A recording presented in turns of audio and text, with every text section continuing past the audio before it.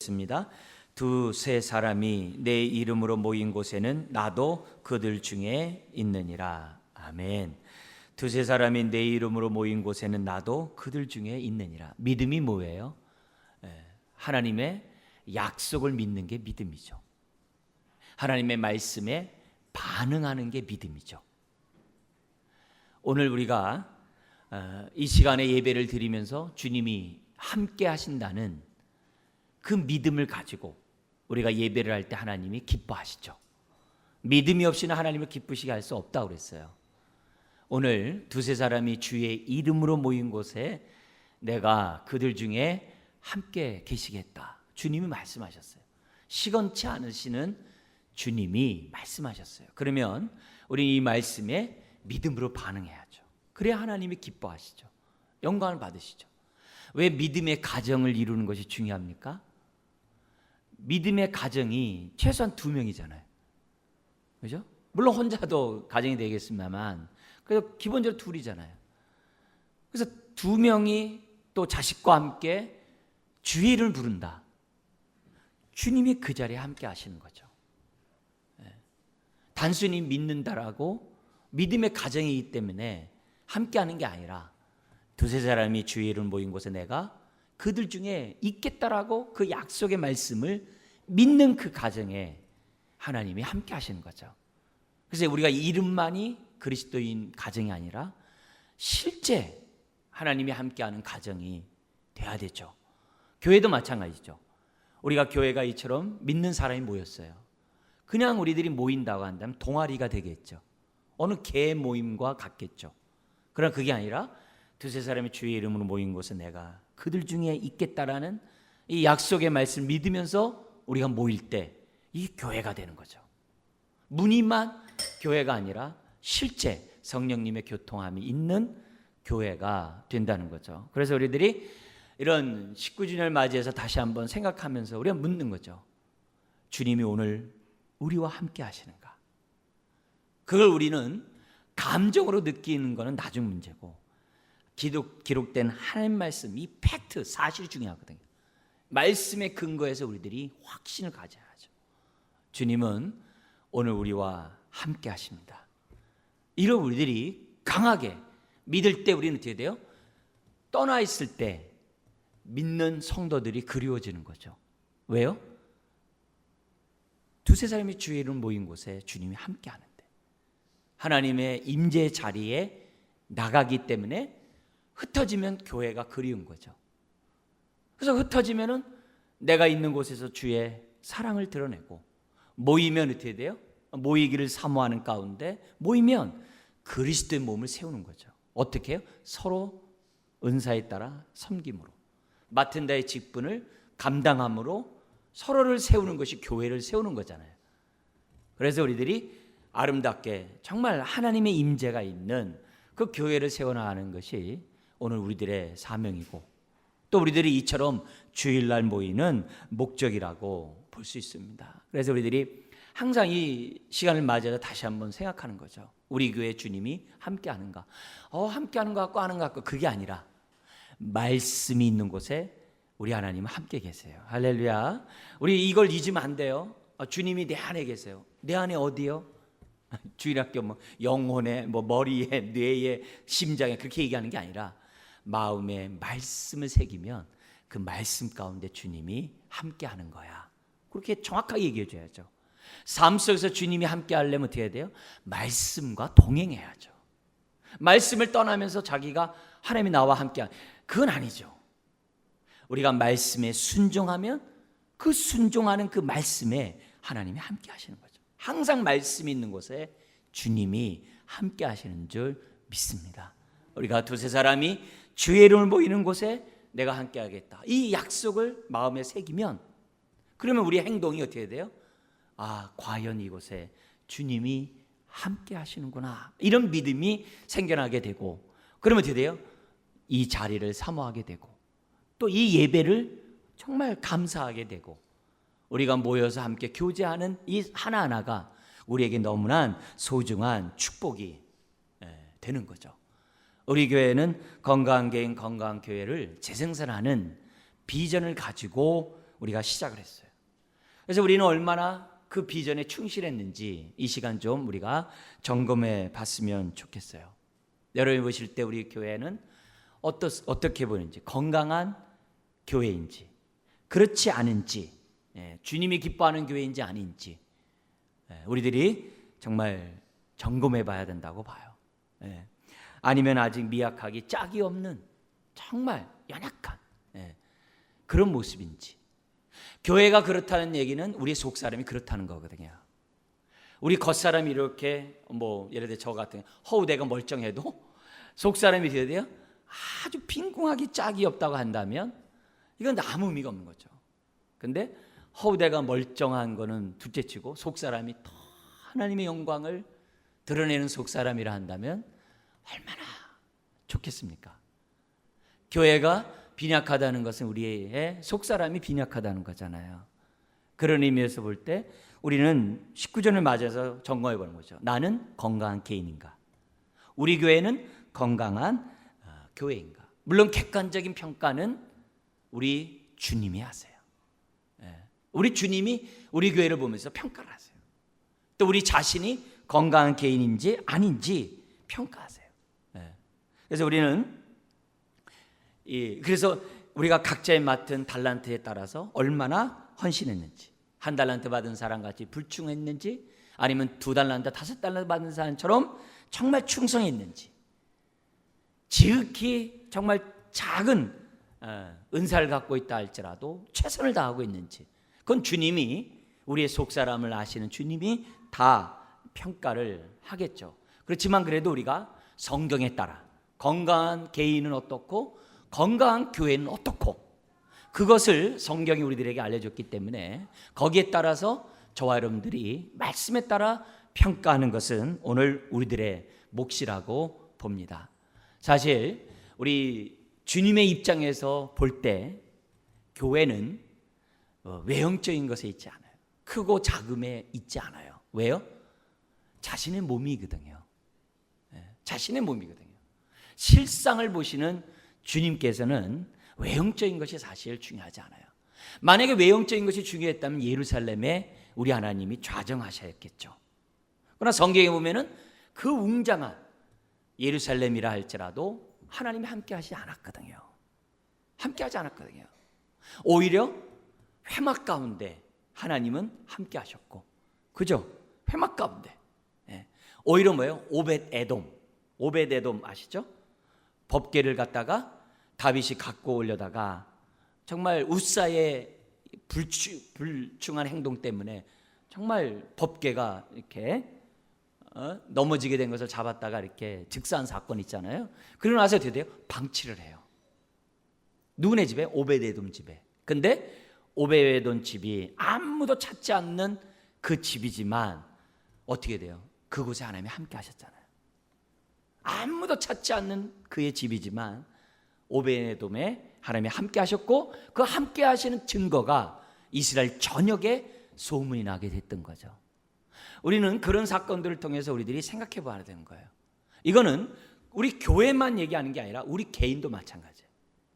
세상적인 판단 기준의 수준에 따라서 우리를 평가하는 게 아니라 주님이 함께하는 그 인생이 복된 인생인 줄 믿습니다. 아무리 세상의 모든 것들이 화려한 이력을 갖고 있어도 주님이 함께하지 않으면 아무 의미가 없죠. 그런 의미에서 우리들이 건강한 개인, 건강한 교회는 외적인 것에 있지 않음을 저와 여러분들은 확신하셔야 됩니다. 그리고 교회는 두세 사람이 모인 곳에 함께 하신다 그랬어요. 두세 사람이 정말 주의 이름을 모이면 하나님이 함께하는 교회고, 함께하는 교회가 어떻게 돼요? 크든 작든 그 교회가 건강한 교회도 될 수 있고 그렇지 않을 수 있다는 사실을 저 여러분들이 잊어서는 안 돼요. 여러분, 우리가 교회가 이처럼 있어요. 여러분들이 두세 사람이 모일 때마다, 여러분들을 교회 올 때마다 어떤 마음으로 교회를 오고 교회에서 신앙생활 하는가 여러분이 잘 아실 거예요. 두세 사람이 모인 곳에 함께 하신다는 믿음을 가지고 모인 사람이 이 자리에 있다고 한다면 우리 교회는 어떤 교회예요? 하나님이 함께하는 교회고, 함께하는 교회는 어떤 교회예요? 건강한 교회일 수밖에 없다는 것, 이것을 저와 여러분들이 확신하셔야 됩니다. 바울 서신 가운데 고린도 전서가 있어요. 고린도 전서가 있는데 그 고린도 전서를 보면 고린도 교회가 교회인가 싶을 정도로 엉망이에요. 세속적이고 아주 시끄럽고 아주 이루 말할 수가 없어요. 어떻게 교회가 그래? 빨리 문 닫아야 될 교회예요. 누가 보더라도 문 닫아야 될 교회가 고린도 교회예요.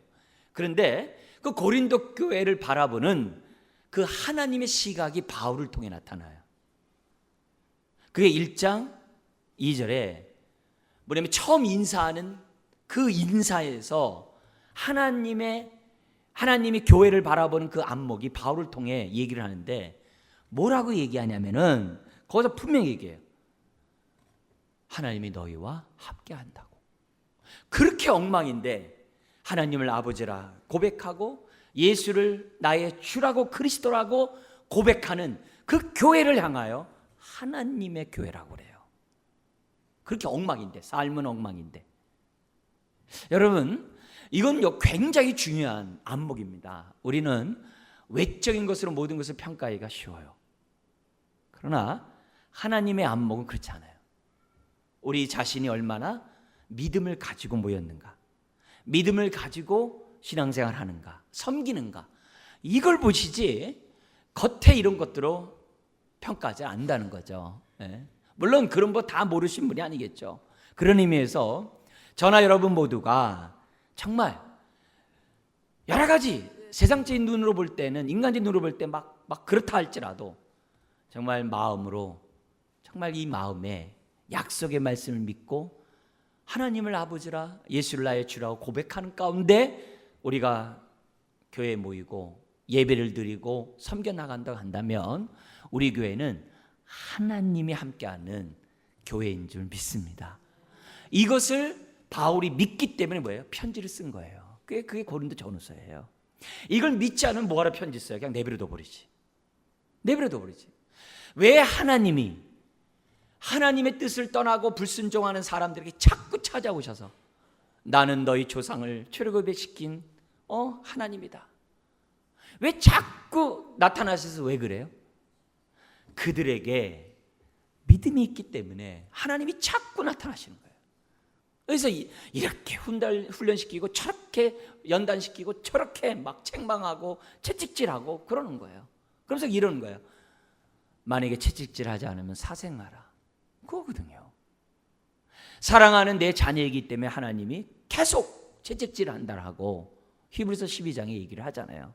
그런 의미에서 우리가 정말 교회를 바라볼 때 그냥 바라보는 게 아니라 하나님의 눈으로 우리의 교회를, 하나님의 눈으로 서로를 보는 이 눈이 열릴 때 영광을 보는 거예요.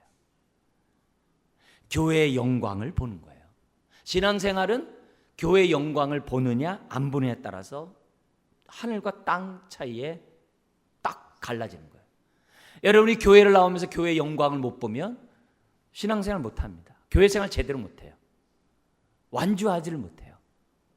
끝까지 할 수 없어요. 그러나 교회의 영광을 보면 어떻게 돼요? 그리스도의 남은 고난을 자기 육체에 채우려고 인내하면서 살아가는 거예요. 교회의 영광을 받기 때문에 예수님이 십자가를 진 거죠. 자기의 죽음을 통해 교회가 세워질 것을 주님이 보지 못했다면 안 죽죠. 왜 죽어요? 그러나 자신의 죽음을 통해 교회가 탄생될 것을 믿기 때문에 죽으신 거죠. 주님의 제자들이 왜 순교를 당해요? 자기의 순교 때문에 교회가 세워질 것을 믿기 때문에 순교한 거죠. 에딘버러에 이렇게 가면은 존 노스 무덤이 있어요. 존 노스가 누구예요? 존 노스. 처음으로 한글로 성경을 번역한 분이에요. 스코틀랜드 분이에요. 그 누구도 알아주지 않죠. 그분에 의해서 한글이 처음 번역이 됐단 말이에요. 그래서 그분 때문에 해서 쪽복음이 우리나라에 이제 들어오게 돼요. 근데 그분의 어떤 그런 모습들 아무도 사람들 모르지만 하나님 볼 때 어떻게 돼요? 그 사람은 귀한 거고 또 그 사람의 수고와 헌신 때문에 오늘 우리가 어떻게 돼요? 성경책을 정말 이렇게 받아볼 수 있는 그런 은혜가 그 사람을 통해서 나온 거거든요. 그분이 왜 그렇게 중국에 와서 그 고생하고 그 먼 데서 또 뭐예요? 저 한쪽 변방에 있는 중국만 해도 얼마나 소수민족이 많아요. 근데 그런 거 다 제껴놓고 저 변방에 있는 우리나라를 생각해 가지고서 성경을 갖다가 번역하는데 일생을 헌신하고 그리고 고향에서 묻히는 그런 사람. 우리가 그 사람 얘기를 하기 전까지 누가 알아줍니까? 그러나 그는 그런 일들을 마다하지 않았어요. 그가 그렇게 할 수 있었던 것은 다른 게 아니죠. 하나님의 안목으로 정말 이 세상을 보고 또 교회의 영광을 받기 때문에 자기 삶을 희생하고 헌신했다는 거죠. 건강한 교회는 다른 데 있는 게 아니에요. 하나님이 함께하는 교회가 건강한 교회예요. 건강한 개인 다른 사람이 아니에요. 하나님이 함께하는 개인이 건강한 개인이에요. 그 사람은 말씀에 따라 살고자 하고 말씀에 따라 세상을 보고자 하고 말씀에 따라 자기 인생을 드리는 그 인생이 건강한 개인이고 건강한 교회인 줄 우리는 성경 우리들에게 말씀한다는 거죠. 그러므로 우리는 교회를 볼 때마다 하나님의 안목으로 보자는 거죠. 나를 볼 때에도 하나님의 안목으로 보자 이게.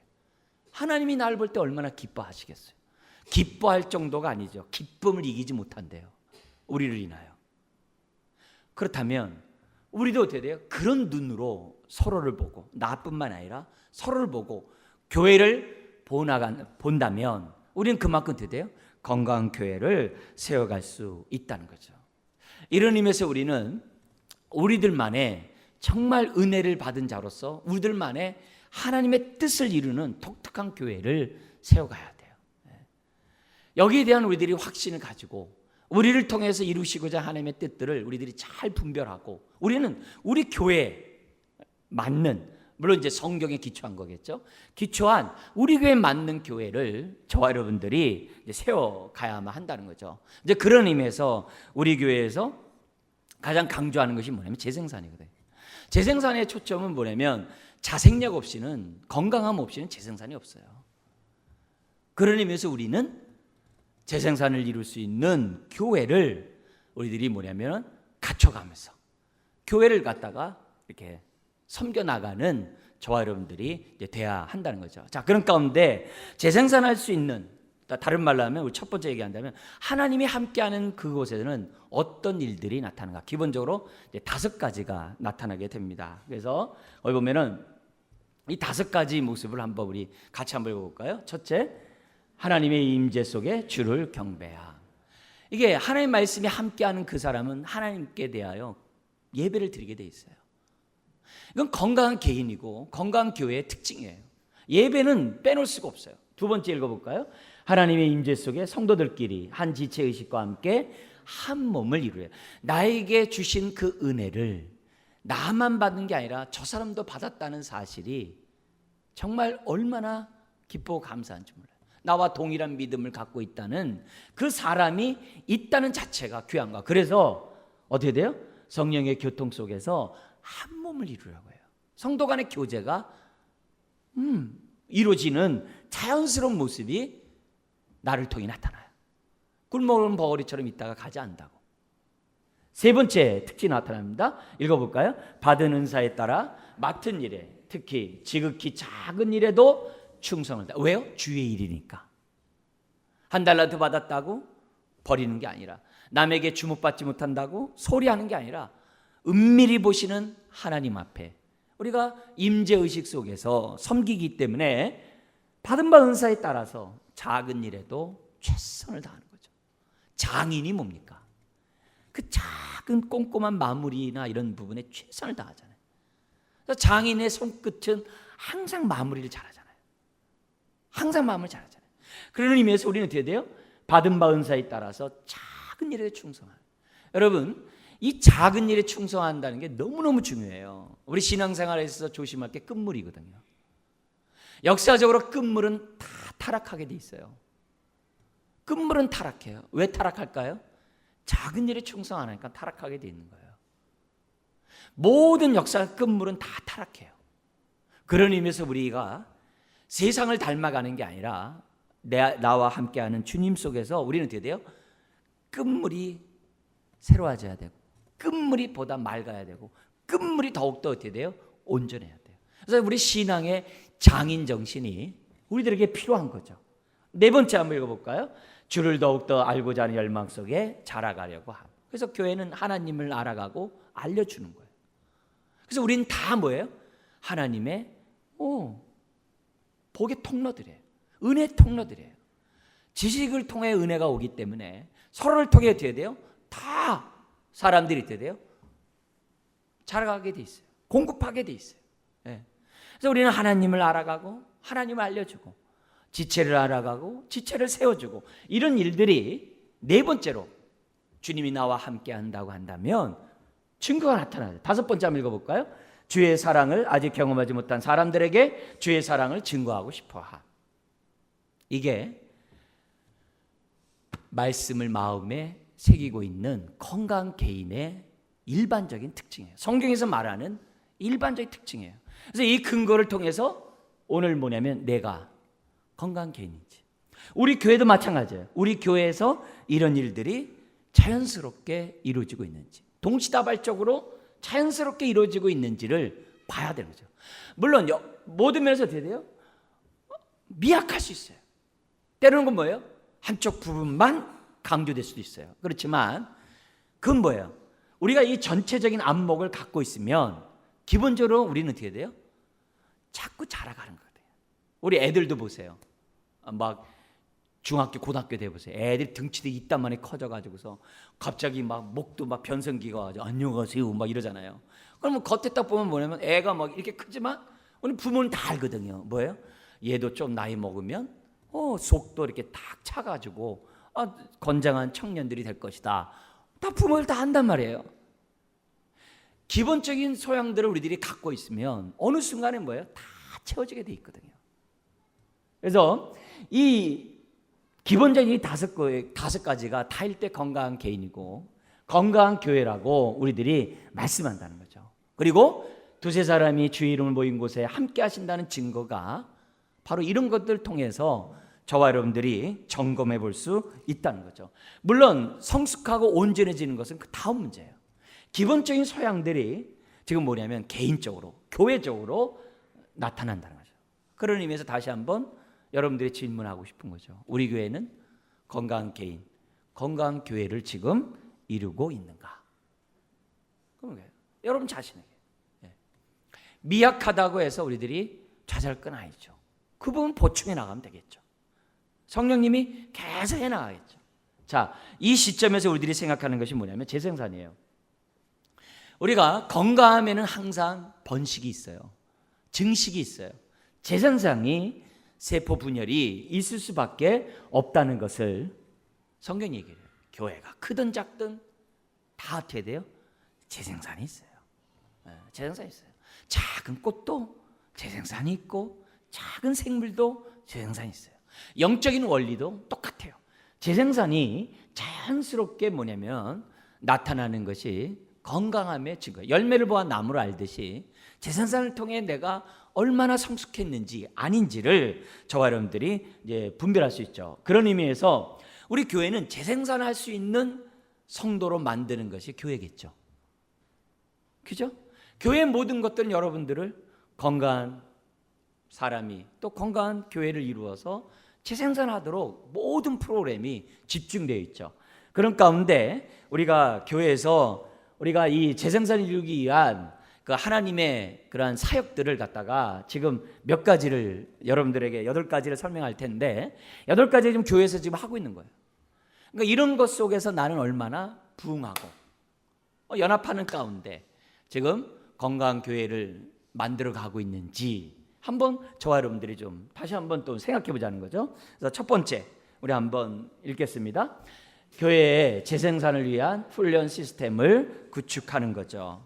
그래서 교회에서 우리가 이제 전도, 양육, 제자 훈련, 또 성경에서 나온 것처럼 사역 훈련 이런 기본적인 뭐냐면 프로그램을 갖다가 갖고 있어요. 근데 이것을 시스템화 해가지고서 자리를 구축하고 해나가는 데는 많은 여러 가지 요소들이 보완되고 보충돼야 돼요.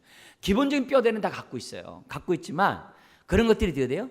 전체적으로 시스템으로 원활하게 잘 돌아가려면은 더욱더 많은 우리들은 뭐냐면 노고와 어떤 그런 수고들을 갖다가 해야겠죠. 그러나 기본적으로 교회에서는 이런 훈련 프로그램들이 다 갖춰져 있죠.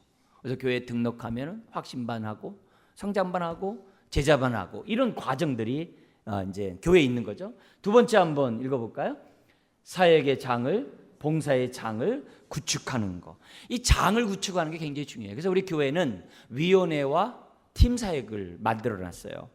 위원회는 재정과 연관돼서 우리가 이제 만들어 놓는 것이 큰 울타리가 위원회라고 한다면, 팀 사역이라는 것은 자신의 은사에 따라서 자유롭게 꼭 두세 사람이 모이는 것이 아니라 혼자라도 그것이 교회를 세우는 데 필요한 사역이라고 한다면은 하도록 하기 위해서 팀 사역을 만들어 놨어요.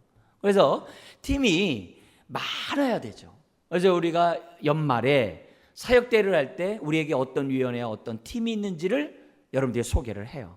그 가운데 어떤 사역은 이루어지고 있고 어떤 사역은 잘 이루어지지 않아요. 그러나 반드시 교회를 재생산하는 데 있어서 필요한 사역이에요. 그래서 그런 의미에서 여러분들이 우리 교회가 재생산되기 위해서 지금 어떻게 돼요? 내가 맡는 은사에 합당한 장이 뭔지 살펴보고 또 모르면 물어보고, 그리고 여러분의 은사에 따라 섬길 수 있어야 한다는 거죠. 그래서 제한된 사역만 하는 게 아니라 여러분의 각양의 은사에 따라서 성령님이 우리 교회에 이것이 있으면 좋겠다, 우리 교회에 이것이 있으면 더욱더 건강한 교회를 세우는데 필요하겠다 생각하면 어떻게 돼요? 기도하면서 하는 거죠. 그래서 장이 있어야 돼요. 만약 이런 장을 구축하지 않으면 어떻게 돼요? 여성분들은 맨 주방 일에 국한돼서 할 거고, 남성분들은 어떻게 돼요? 맨 어떤 기본적인 어떤 교회 한쪽 부분에 사역만 이렇게 하게 되고, 그러면 어떻게 돼요? 뭐 물론 이제 성가대도 있고 교사도 있고 이렇게 있습니다만 사역들이 어떻게 돼요? 아주 제한적이 돼요. 제한적이면 교회는 커나갈 수 없거든요. 교회는 다양한 사역의 장들이 확보되어야 한다는 것을 우리들에게 성경들은 시사하게 주고 있거든요. 성경은요. 세 번째, 우리 한번 읽어볼까요? 유기적인 공동체와 선교적인 공동체를 이루는 것이 굉장히 중요해요. 그래서 모이면 그리스도 몸을 세우고, 흩어지면은 주님의 사랑을 갖다가 나누는 기본적인 유기적인 공동체와 선교적 공동체를 갖다가 교회가 세우는 게 중요해요. 우리가 단기 사역을 2년에 한 번 갖고 있습니다만, 예전에는 1년에 한 번 하고 겨울에 가고 여름에는 저희 농어촌 지역에 이렇게 선교하는 데 시간을 집중을 했어요. 왜 그랬냐면은, 왜 단기 선교 같은 데를 가게 되냐면은, 다른 그 어떤 것보다도 우리가 선교적 사명도 있지만 정말 우리가 예배하고 신앙생활 이것이 얼마나 큰 축복인지 그런 데 가보면 알거든요. 근데 하도 위험하니까 이제 못 보내는 거죠. 그래서 이제 종교에 그래도 자유가 있는 뭐 필리핀과 이런 데 같은데 좀 국한해서 보내고 있습니다만, 제대로 예배드리지 못하는 곳에서 예배드리는 그런 현장들을 보고 많은 핍박 가운데 신앙을 갖다가 지키면서 했던 그 현장을 보면 남다르겠죠. 그래서 그런 현장에 성도님들이 가서 보고, 종교의 자유가 있는 보다도 자유가 없는 곳에서 정말 드려지는 그 예배를 함께 동참함으로 새로운 마음, 이런 것들을 갖게 하고자 이제 단기 선교들을 구상하고 있거든요. 그래서 그런 의미에서 교회가 선교팀들이 다양하다면은 그런데도 다양하게 갔다 올 수만 있다면 얼마나 좋겠어요. 더구나 이제 저 같은 사람은 아는 사람들이 얼마나 많아요. 그죠? 곳곳에 얼마나 많습니까? 그래서 그런 팀들이 짜여질 수만 있다면 그만큼 교회는 선교적 공동체로서의 모습을 가질 수 있겠죠. 네 번째 한번 읽어볼까요?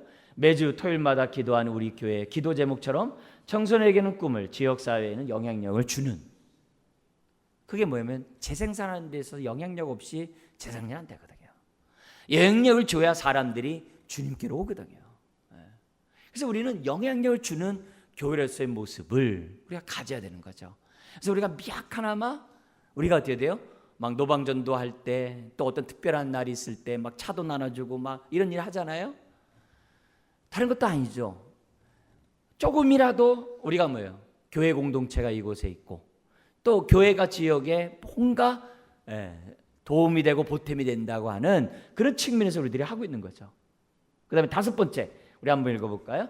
건강한 교회는 건강한 가정을 떠나서는 있을 수 없음을 알기에 건강한 가정을 위한 비전을 세우고 가정 사역을 하고 있는 거죠. 가정 사역의 중요성이 이제 대두되는 거죠. 제가 그 플로에서 이제 그 박사 논문을 원래 이제 이 박사는 뭐냐면 논문 쓰기 위해서 하잖아요. 그래서 이제 처음에 제출했던 그 내용이 뭐였냐면은 이 건강한 가정, 특별히 뭐냐 한부모 이 가정 속에 그 자녀들을 어떻게 신앙으로 훈련시키는가. 왜? 우리 교회에 필요가 있기 때문에, 니드가 있기 때문에 그런 것을 이제 목적으로 이제 신청했어요. 근데 자료가 하나도 없는 거예요. 거기에 대한 자료가 없으니까 논문을 쓸 수가 없는 거예요. 뭔가 기초가 있어야 그 위에 뭘 다른 걸 써나가는데, 그렇다고 제가 밑바닥을 다 할 수 있는 여건이 있는 게 아니잖아요. 목회 현장에 있는 상황에서 그것을 할 수는 없잖아요. 그렇지만 지금도 항상 거기에 관심을 가지고 계속 공부하고 있고 계속 준비하고 있어요. 그래서 어떻게 하면은 건강한 가정을 정말 자녀 교육을 성경적으로 할 수 있는가. 그냥 우리가 그냥 원론만 있는 게 아니라 아주 개별적인 그러한 부분.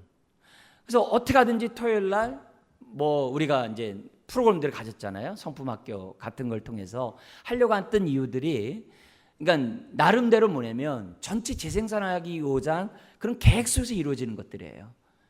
이게 비전 공유가 제대로 잘 이루어지지 않아서 그냥 한쪽으로 치우치고 또 몇몇 사람들의 국한돼서 이렇게 이루어지고 있으나마, 그러나 저는 뭐예요? 포기하지 않겠죠. 왜요? 그것 없이 재생산이 없거든요. 건강한 가정이 없이 어떻게 재생산이 이루어지겠어요? 안 되거든요. 그래서 그런 의미에서 그런 일들은 계속 할 거예요. 여섯 번째, 우리가 건강한 우리 교회로서 재생산하기 위한 교회가 뭐가 있냐면은 여섯 번째 읽어볼까요? 주의 말씀을 풍성하게 맛보게 하자는 거죠. 그래서 어떻게 하든지 66권을 여러분들에게 설교하고 어떻게 하든지 66권의 기초에서 여러분들의 신앙을 세우고자 하는 것이 저의 바람이죠. 저의 노력이고 또 헌신이죠. 그래서 저는 6년에 한 번 신구약 성경을 다 설교하는 게, 저는 목회의 비전을 가지고 설교를 구상하고 해나가고 있어요. 또 그런 자료들을 어떻게 돼요? 다 녹음해놨어요. 교회 다 녹음해놨어요. 지금 우리가 인터넷 장이 돈을 많이 줘야 되기 때문에 우리가 인터넷 장이 몇몇만 이렇게 합니다만, 어느 순간 우리 교회가 조금이라도 여유가 있으면 그동안에 했던 모든 것, 창세기부터 계시록까지 있는 모든 설교라든지 성경 공부라든지 성경 공부 교재라든지 이런 것들을 다 올려놓을 거예요. 그동안에 강의했던 주제라든지 이런 것들, 저는 타이핑을 다 치는 목사이기 때문에 다 준비되어 있어요. 그래서 그런 것들을 어느 순간에 막대한 자금이 들겠습니다. 그때 되면 다 올려놓을 거예요. 그래서 교회를 갖다가 어떻게든지 간에 말씀 가운데 정말 성도들이 거하게 하고 살게 하고자 하는 것이 재생산을 위한 여섯 번째 특징이에요. 그다음 일곱 번째 한번 읽어볼까요? 20, 30대를 훈련시키는 것. 지금 우리나라의 기독교 인구가 지금 10년 전만 해도 20, 30대가 적은 거로 나와 있었어요. 근데 지금은요 20, 30대만 적은 게 아니라 주일학교까지 다 적어요. 그래서 만화에 보면 슈퍼맨이 뭐예요? 위에는 이딴만 하고 아래는 이렇게 날씬한 다리를 그리잖아요. 만화 영화에 보면 위를 이렇고 아래는 이렇게 돼 있잖아요. 이런 식으로 돼 있잖아요. 그게 미덕인 줄 생각했는데 지금 보면 한국 교회 모습이 그렇게 돼 있어요. 옛날에는 20, 30대가 너무 작아가지고 정말 큰 문제였는데, 그래서 중고등부 학생들이 청년부로 올라가지 못해가지고 막 이게 문제였는데, 지금 뭐냐면 아예 주일학교 자체가 그냥 절벽이에요. 절벽이에요. 지금 우리 한국 교회만 해도 주일학교가 있는 교회가 50%가 안 돼요. 영아부 유치부가 있는 교회가 그렇게 많지 않아요. 그만큼 열악해요. 이건 심각한 문제거든요. 그런 의미에서 교회가 뭐냐면은 일곱 번째, 여덟 번째가 20, 30대를 뿐만이 아니라 다음 세대 우리 자녀들을 갖다가 훈련시키는 거예요. 이거 안 되면 안 되는 거죠. 안 되는 거죠. 그런 의미에서 교회에서 우리가 주일학교에 모든 부서가 있고 또 섬기는 부장과 선생님과 교육자들이 다 있고 또 이번 여름에 그래도 자기네 부서들끼리 따로따로 각자의 또 그런 헌신 속에서 성경학교들이 이루어지고 부서들이 이루어지는 것, 이게 얼마나 감사해요. 그죠? 자체 선생님들로 부서들이 운영이 하더라고요. 옛날에는 어떻게 돼요? 이 선생님이 여기도 해야 되고 저기도 해야 되고 저기도 해야 되고 다 그렇지 않으면 안 되는 그런 시절이 있는 반면에 지금 보니까 어떻게 돼요? 각자 자기네 부서가 성경학교들 수련회들을 치르더라고요. 감사하죠. 감사하죠. 이런 의미에서 우리들이 생각해 볼 때 재생산을 이루기 위한 교회의 여러 가지 이런 프로그램 우리가 지금 하고 있고 이 프로그램에 따라서 우리들이 이것이 잘 이루어지면 교회는 어떻게 돼요? 재생산 되겠죠. 그래서 교회가 교회를 세우고 교회가 선교사를 파송하고 이런 일들이 조만간에 우리 안에 이루어지겠죠. 20주년을 맞이해서 우리가 보다 더 구체적인 재생산에 대한 계획들을 세울 수 있다면 하나님 얼마나 기뻐하겠어요. 말씀을 마무리하겠습니다. 두세 사람이 주의 이름을 모인 곳에 주님은 함께 하십니다. 이 말씀을 마음에 새기고 다섯 가지 아까 하나님의 임재 속에 예배를 하고 성도 간의 은혜를 나누고자 하고 받은 바 은사에 따라 섬기고자 하고 그죠? 그리고 또 어떻게 돼요? 끊임없이 주라는 질서에 자라가고자 하고 주의 사랑을 나타내고자 한다면 건강한 개인이죠. 교회도 마찬가지예요. 두세 사람이 주의 이름을 모인 곳에 주님은 눈이 함께 하세요. 그리고 두세 사람이 모인 그 사람들이 오늘 이 말씀에 따라서 어떻게 돼요? 정말 믿음의 행동을 하면 하나님이 기뻐하세요. 작다고 소홀히 할 게 아니라 작다고 하나님이 안 계시는 게 아니라 말씀이 있는 곳에 주님이 함께 하십니다. 여러분 삼일체 하나님도 삼이에요. 삼위가 하나. 우리는 뭐예요? 셋이 아니라 더 많아요. 쉽게 얘기하면요. 그 얘기 뭐예요? 그만큼 우리는 어떻게 돼요? 얼마든지 건강한 교회로서 하나님을 기쁘게 하는 사역들을 해나갈 수 있다는 거죠. 무엇보다도 하나님은 여러분이 나요 기쁨을 이기지 못하세요. 그리고 여러분을 위해서 지금도 성령님을 계속 부어주세요. 또 여러분을 통해서 하늘에서 이룬 뜻을 이루려고 하세요. 그렇다면 감사하고 이 일에 쓰임받는 저 여러분 되기를 다시 한번 주의 이름으로 축원합니다. 기도하겠습니다. 하나님 아버지, 우리들의 삶을 정말 축복하셔서 자녀 삼으시고 우리로 하여금 교회 한 지체로 부르시니 감사합니다. 지체를 섬기고 지체와 함께 자라가게 하시니 감사합니다. 19주년을 맞이하는 참으로 몸된 교회 재생산에 나감으로 주님을 기쁘게 하기 원합니다.